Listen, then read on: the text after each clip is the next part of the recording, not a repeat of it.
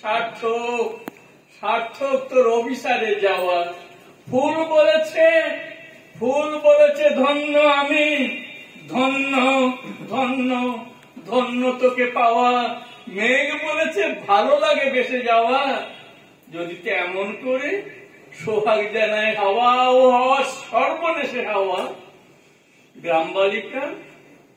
গ্রামবালিকার ক্ষমক চলনে জলকে যদি যায়, বেল্লিক তুই বেল্লিক তুই বেল্লিক তুই।